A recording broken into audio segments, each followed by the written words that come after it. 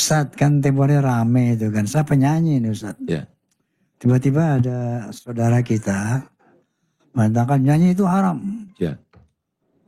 Gitar harus dihancurkan. Hampir semua hancurin gitar. Mas. Ya. Semua berhenti nyanyi aja nih. Ini jangan-jangan enggak ada gitarnya udah hancur semua Mas.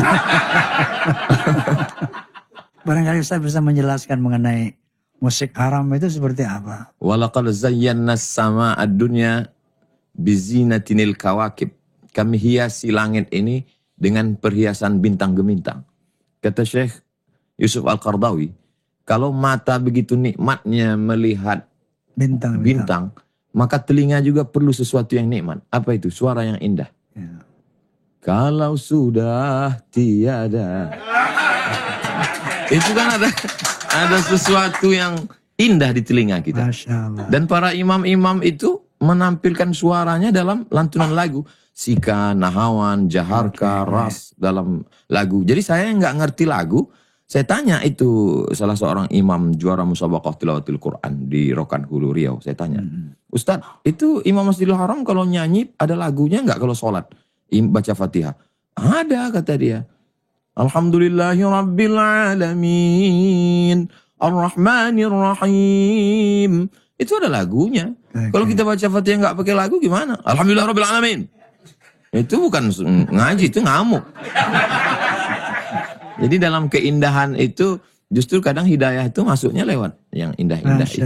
Makanya kalau perdebatan itu begitu panjang, saya selalu cut saja langsung dengan Fiqhul Aghani wal Musiqa, fikih musik yang ditulis oleh Syekh Yusuf Al-Qardawi. Kesimpulannya dia katakan al-ghina mithlul kalam. Lagu itu sama seperti omongan.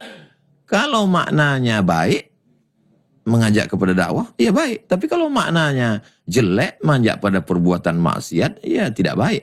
Jadi lagu itu sering sekali diciptakan oleh orang pada suatu kondisi psikologis, keadaan. Misalnya lagu Bengawan Solo. Mungkin Gesang ketika itu sedang di Solo melihat. Lalu kemudian muncullah lagu-lagu maksiat, dosa, cinta satu malam, selimut tetangga. Cinta satu malam ya gimana tuh Ustaz? Nah, itu susah gitu. Kita kalau yang lagu-lagu haram ini susah ingatnya Bang Haji.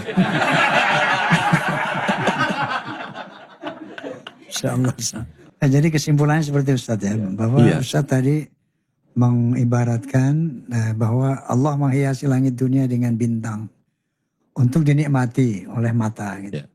Ternyata telinga pun membutuhkan suatu keindahan. Jadi keindahan telinga ya musik itu sendiri, lagu itu. Tentunya lagu yang tidak merusak itu ya. Inti dakwah para nabi adalah mengajak kepada tauhid. Mengajak kepada la ilaha illallah. Kok musibahnya? Musik ini musibah. Musibah besar. Kenapa dikatakan musibah? Karena memang seperti yang diprediksi oleh Nabi SAW, akan ada masanya umatku menganggap halal, satu zina, dua sutra, tiga khamar, empat alat-alat musik. Jadi memang pada asalnya tak halal, tapi akan ada yang menghalalkan, dan itu terjadi hari ini. Maka kita tak perlu heran kalau ada sebagian yang masih ngotot mengatakan halalnya, karena ini untuk membuktikan kebenaran mukjizat Nabi Sallallahu Alaihi Wasallam. Ada di antara umatku yang menganggap halalnya musik, sebagaimana juga pada umat sebelumnya. Kalau saya tidak salah, di dalam Taurat, dalam Injil juga tidak dihalalkan musik. Tapi kok di gereja sekarang pakai musik orang? Jawabannya sama, kok sekarang di masjid orang pakai sama. Karena ada sebagian yang menganggapnya halal dengan hawa, bukan dengan dalil. Setidaknya ada 9 hadis yang mengharamkan musik. Ada yang sahih, ada yang hasan, dan ada yang dhaif. Yang kesimpulannya adalah dalam mazhab yang 4, mazhab Abu Hanifah, mazhab Malik bin Anas, mazhab Asy-Syafi'i, mazhab Ahmad bin Hanbal, semua mereka sepakat yang namanya alat musik tidak boleh diwakafkan. Jadi kalau ada wakaf musaji jangan terima, tak boleh dijual, tidak boleh dibeli, tidak boleh dihibahkan, tak boleh dihadiahkan. Kalau mati pemiliknya tidak masuk bagian dari warisan. Dengan tegas Imam An-Nawawi mengatakan wajib dihancurkan. Berarti barangnya tidak dalam mazhab yang lain. Ada mazhab Ibnu Hazm yang mengatakan alasannya adalah boleh karena hadisnya tidak sahih. Tetapi Ibnu Hazm sendiri, ada puluhan ulama hadis besar-besar, di antaranya Imam Al-Bukhari, Imam Ad-Daraqutni, Imam Al-Baihaqi, Imam Al-Barqani, Imam Ibn Sakan, Imam Ibn Hajar Al-Asqalani, Imam Al-Zahabi, dan lain-lainnya mensahihkan hadis tersebut. Maka dari sisi dalil tidak ada alasan untuk mendhaifkannya. Tinggal lagi sebagian mengkiaskan musik kepada suara. Suara indah seekor burung pipit misalnya, pipit sejam. Atau sebuah burung apa yang paling indah suaranya? Burung gagak? Burung apa yang paling indah suaranya? Lalu dikiaskan ke situ. Ini adalah timpang dalam kias. Pertama, kias ma'udul nas, yaitu pakai kias analogi ketika ada dalil. Dan kaidah mengatakan la ijtihada ma'an nas. Tidak boleh lagi ijtihad kalau ada nas. Yang kedua, qiyasul ma'al fariq. Mengkiaskan dua hal yang berbeda itu juga fasidul i'tibar.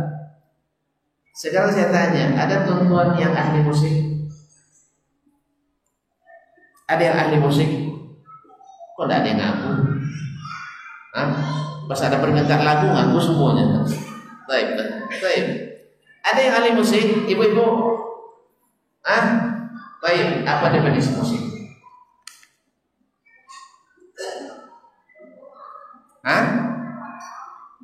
Suara?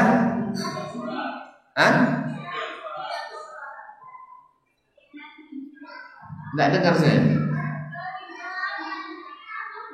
Itu saja. Itu dapat nilai 25 dari 100. Tidak lengkap definisi.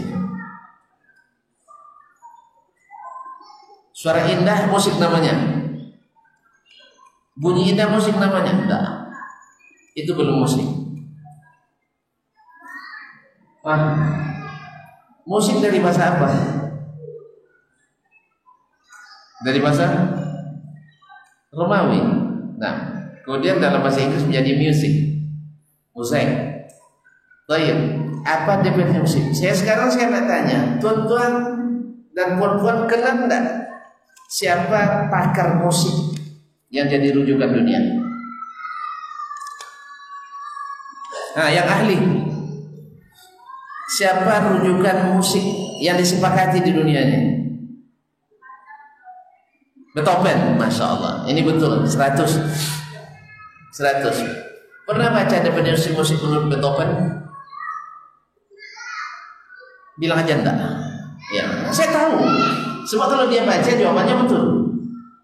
Nah, sekarang Ocho Beethoven mengatakan definisi musik, yaitu kumpulan suara yang indah dengan oktav tertentu yang dilahirkan dari alat,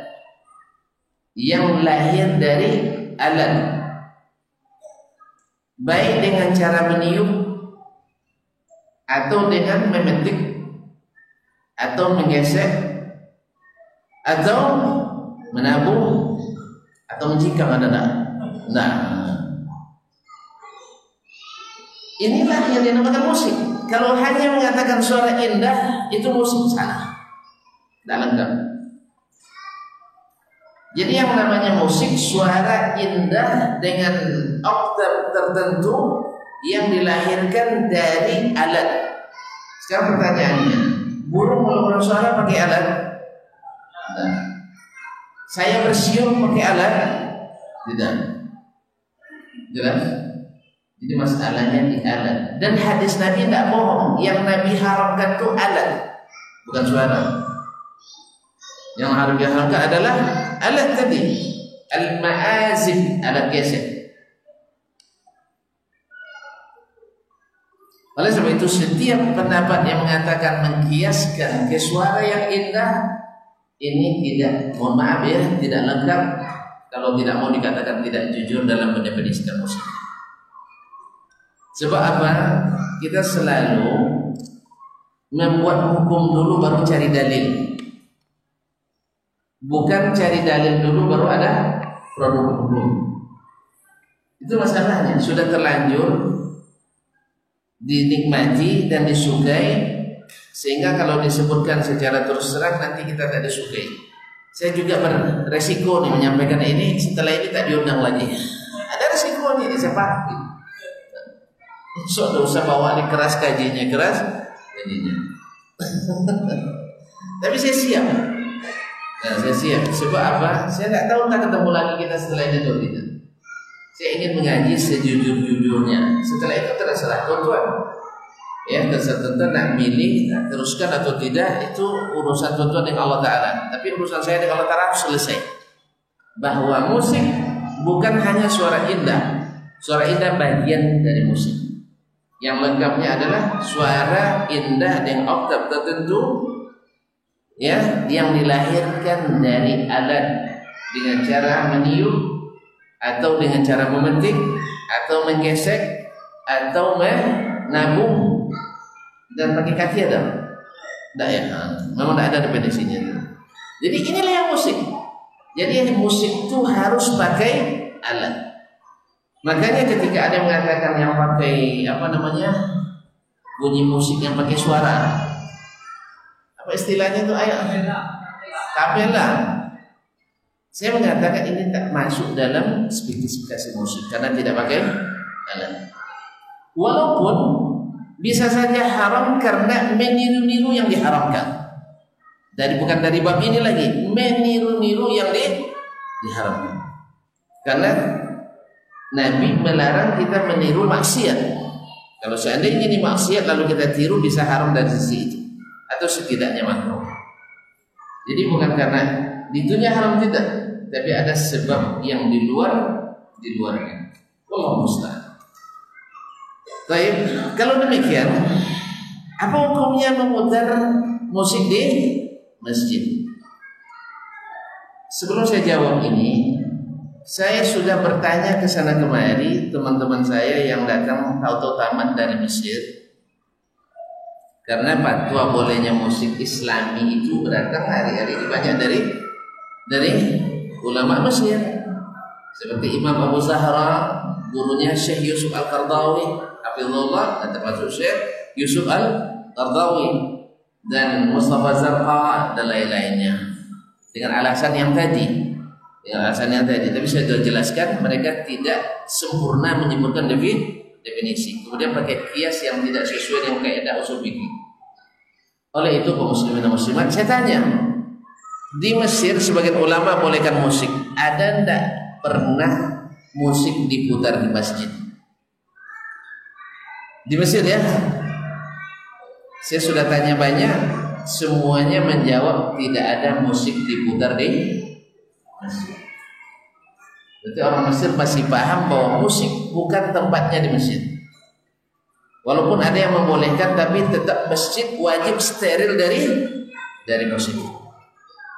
Kalau ada yang putar karena suka, ini dosa dia. Ya. Dan seharusnya masjid tak dijadikan. Masjid itu didirikan untuk zikrullah. Dan musik bukan zikir.